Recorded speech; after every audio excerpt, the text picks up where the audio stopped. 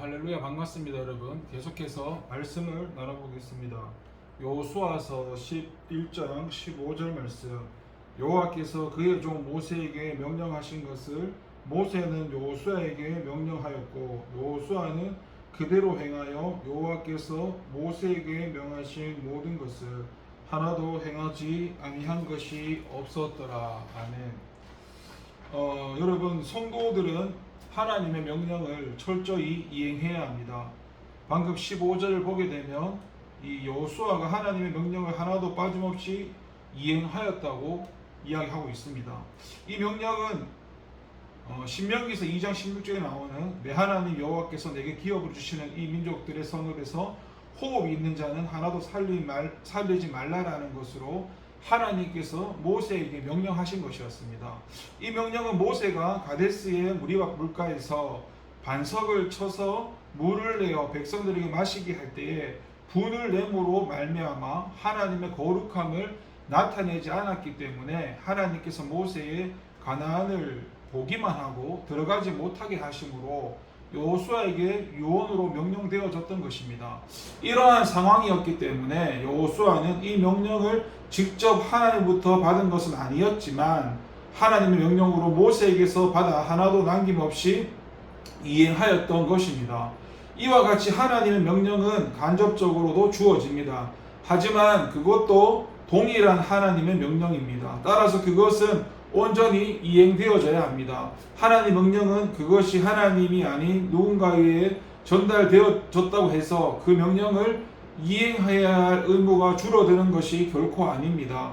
동일한 하나님의 명령이기 때문입니다.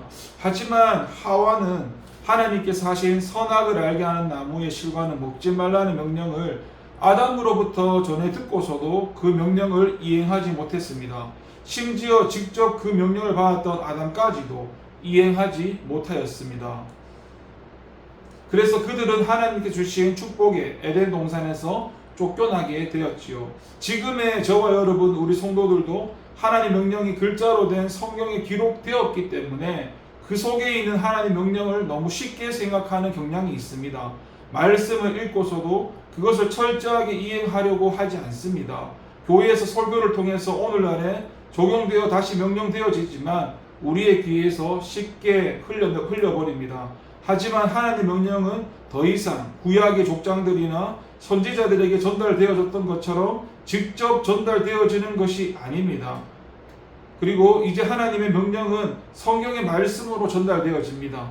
우리는 그 명령이 동일한 하나님의 명령인 것을 명심해야 합니다. 그리고 이것이 하나님의 명령인 이상 반드시 이행되어져야 하고, 그래서 저와 여러분들은 성경 말씀을 통해서 우리들에게 전달되어진 하나님 명령을 철저히 이행해야 합니다. 하나님의 말씀에 대한 철저한 이행은 우리의 선택사항이 아니라 필수사항이라는 것을 꼭 명심해야 합니다. 행함이 없는 믿음은 곧 죽은 믿음이기 때문입니다. 기도하겠습니다. 하나님 감사합니다.